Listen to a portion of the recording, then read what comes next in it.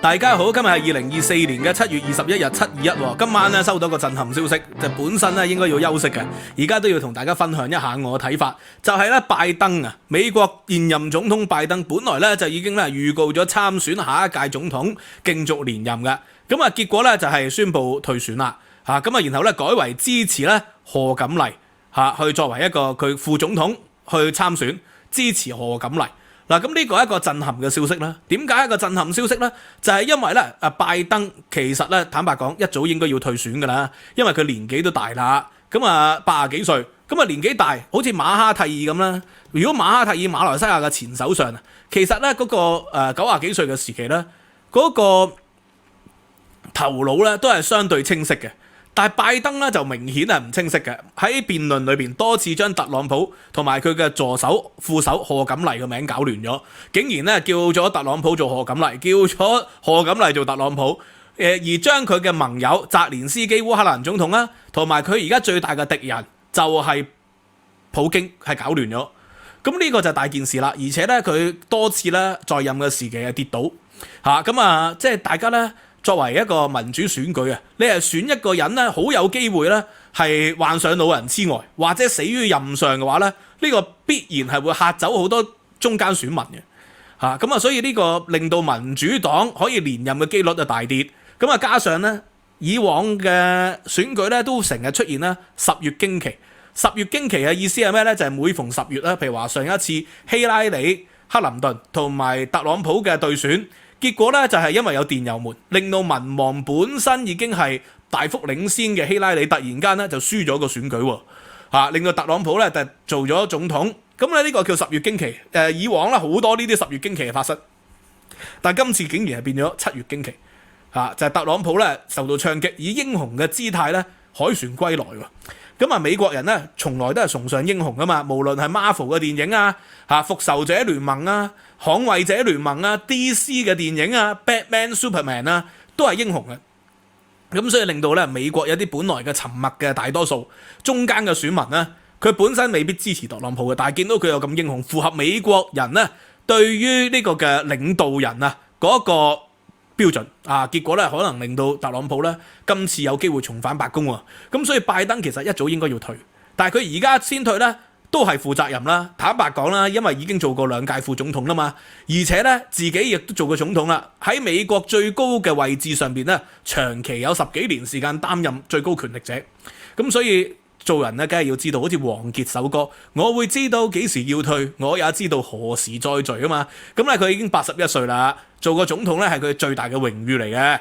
尋求連任咧其實真係不必要嘅。咁但係問題而家先你尋求連任咧時間好短啊。咁時間幾短呢？無論咧之前奧巴馬還是係克林頓都呼籲佢退選嘅喎。佢而家咧又患咗 COVID-19，咁所以選佢咧，如果大家覺得選一個領導人係會死於任上嘅，交俾副總統呢個變數太大啦，太不穩定啦。咁而家佢退選咧，交俾賀錦麗。咁但係當然仲要經過民主黨黨團咧去決定啦。交俾賀錦麗，但係賀錦麗嘅民望就並不高嘅喎。賀錦麗咧喺過去幾年咧似乎就相當低調。咁而家呢個嘅黨內仲有咩人有民望咧？係咪呢個嘅小甘迺迪咧？小甘迺迪都有一啲民望，但係咁短時間出嚟嘅做選舉工程咧，要超過特朗普係非常之困難嘅。咁Michelle Obama 民望好高，但係 Michelle Obama 冇政績喎。如果除非係 Michelle Obama，我自己認為再夾埋希拉里克林頓做正副總統，無論邊個係正邊個係副都好啦。以女權分子嘅姿態上嚟。咁你知道民主黨嗰啲左派咧，女權主義者咧就好多噶嘛，咁應該鞏固到女權主義者啦，而且就係有黑人啦，係咪種族少數族裔黑人，咁又會支持，咁呢個可能有機會一戰。但係如果咧奧巴馬前任總統咧再宣布咧係會喺新政府裏邊擔任國務卿，呢個並非歧視嚟嘅，因為咧喺英國前任首相卡梅倫都喺上一屆嘅辛偉誠政府擔任外相啦，所以其實喺西方政界裏邊咧，呢啲並不出奇嘅事情。如果呢個嘅克林頓又出翻嚟做一個外長或者係聯合國代表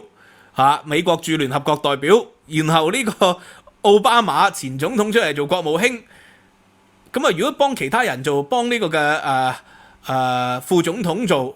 賀錦麗做，咁當然唔會啦。但係如果幫 Michelle Obama 做，幫自己老婆做，呢個並非不可能啊！咁樣就有力同特朗普一戰啦。咁但係咧呢樣嘢咧，就係睇下佢哋會唔會咁短時間組織到啦。因為距離大選而家得翻3個幾月啫嘛，能夠做選舉工程，要由呢個落後變為反敗為勝咧，係談何容易咧？咁呢個咧就引申兩個問題啦。因為我查一查啦，美國嘅憲法修正案第12條同埋第22條。第12條咧就規定咧，無論總統同副總統咧都唔可以做超過2屆。唔可以做超過2屆，呢個咧就係美國咧自從華盛頓以後咧所建立嚟嘅傳統，偉大傳統。因為冇人咧可以不斷咁連任嘅。如果你不斷連任，好似普京或者好似某某君咁樣不斷連任，權力係會令人腐化嘅。中國歷史上咧試過無數次咧，個皇帝後生嘅時候係聖賢皇帝嚟㗎，譬如話唐太宗、唐玄宗、隋文帝、康熙帝。年輕嘅時候咧，喺佢在任嘅前嗰2/3時間都係明君嚟，但係晚年咧就變成咗昏君啦。康熙晚年咧令到國家貪污腐敗啊，呢個隋文帝統一天下，但係晚年嘅時期咧，佢係咩吝嗇於開倉喎，結果咧水災、旱災唔開倉，令到民生即係民不聊生喎，係咪啊？呢個嘅唐太宗同唐玄宗晚年咧都係即係處理家事處理得好差。唐太宗咧就令到即係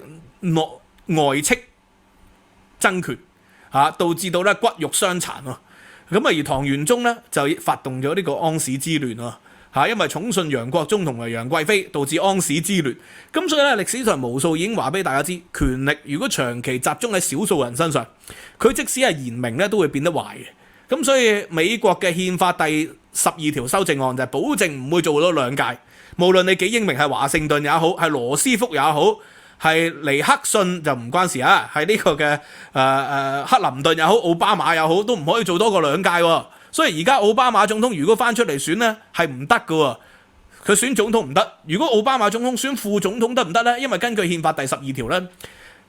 其實可能有爭議嘅，因為咧總統一死咗或者一辭職，就由副總統上位。咁所以呢個係有爭議嘅。歷史上咧只係得一位副總，佢就係保障到一個唔完美嘅民主制度，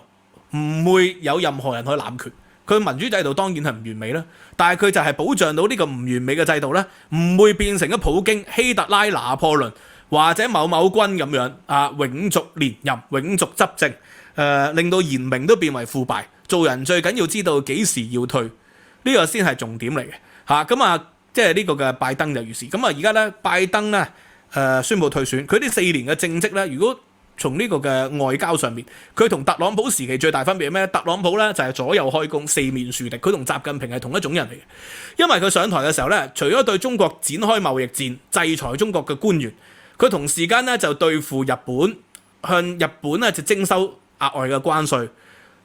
對付印度，咁你明明咧對付中國就希望啲工廠搬去越南、印度啫，但係結果佢同時間咧對印度同埋越南咧發動貿易戰，對付加拿大同埋墨西哥佢最鄰近嘅盟友，對佢哋咧發動貿易戰，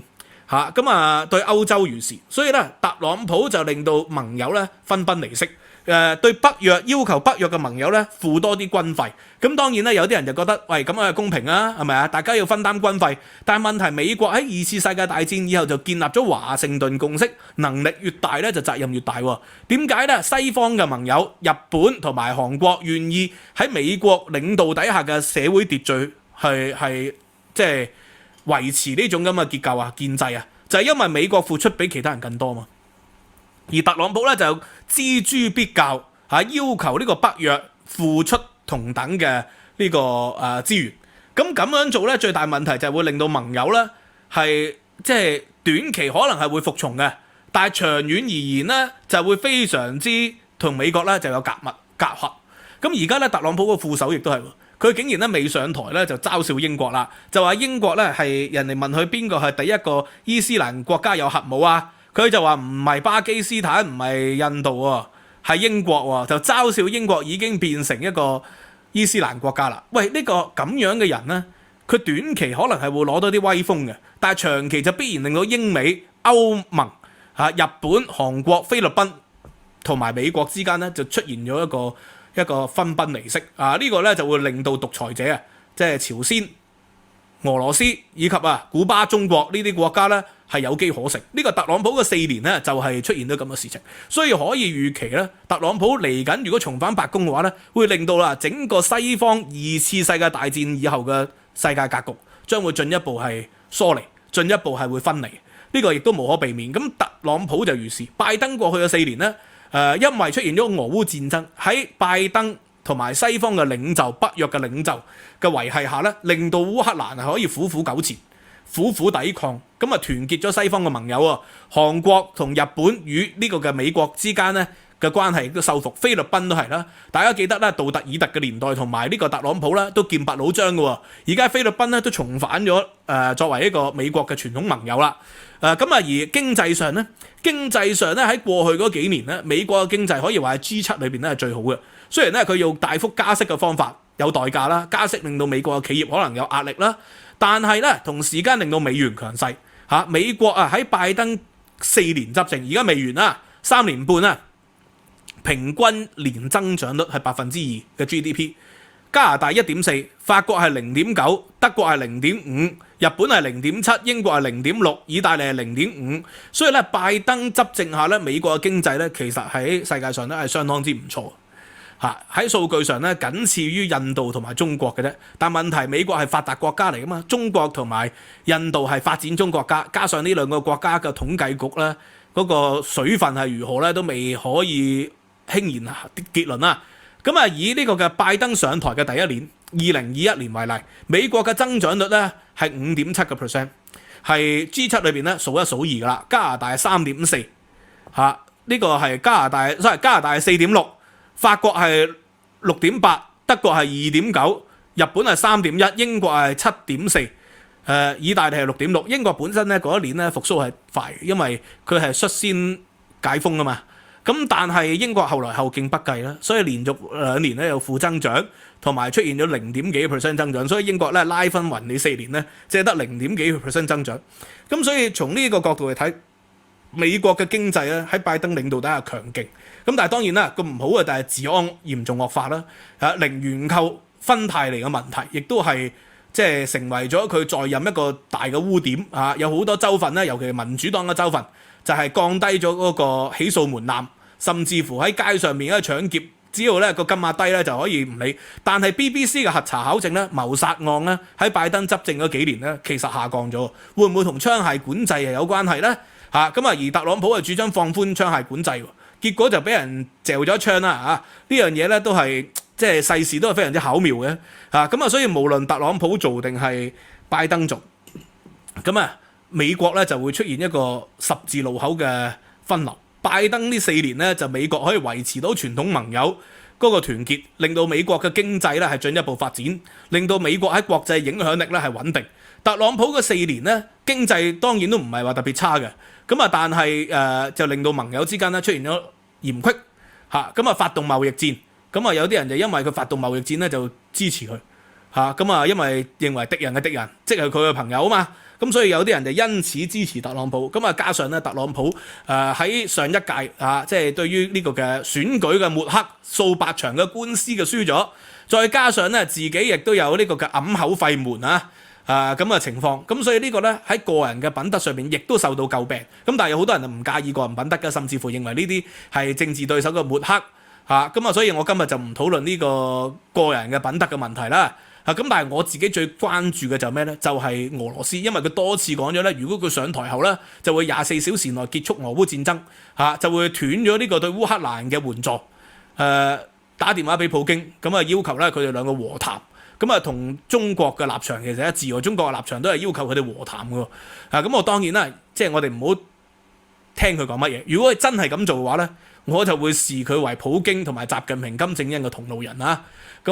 一旦咁做咧，我就會視佢哋為同一種人，而佢嘅支持者我都會視為同一種人，等同支持普京當然呢個先聽其言觀其行啦，好嘛？佢上一屆如是，唔代表今屆都係如是嘅。我哋放長雙眼呢個看看歷史係會點樣發展啦，好嘛？今日講到呢度啦，希望大家喜歡。我盡量咧講呢個題目時候抽離我對特朗普嘅個人觀感啦，希望佢公平地評價特朗普同埋拜登之間嘅分別。OK， 希望大家喜歡啦。咁啊，收費平台 Patreon 咧有文字版，同埋咧 YouTube 會員 Patreon 會員咧就已經我預錄咗咧未來2個星期一啲嘅影片，咁啊每隔2-3日就會出一條特製嘅影片嘅。咁啊嗰啲影片咧都係準備嘅時間好長，咁啊裏邊內容咧都好豐富。譬如話我講到梁羽生呢個嘅曹企雲咧就係大公報嘅副總編輯，係陶傑嘅父親啊。佢哋點解會當年咧為共產黨去服務咧？咁我哋拍咗一條咁嘅影片，從李怡嘅回憶錄咧去分析。咁啊又拍咗咧關於呢個嘅娃哈哈同埋農夫山泉嘅水喎，點解會可以賣到發大達？農夫山泉賣水一年可以賺咗400幾億，咁犀利喎！咁啊從呢個嘅中國、英國、世衛嘅水質標準咧，去詳細同大家分析，希望大家可以支持啦，好嘛？今日講到呢度啦，多謝大家。咁啊 like subscribe 嘅。收費平台 Patreon 啦，$15啦就可以無限重溫嘅，多謝大家，拜拜。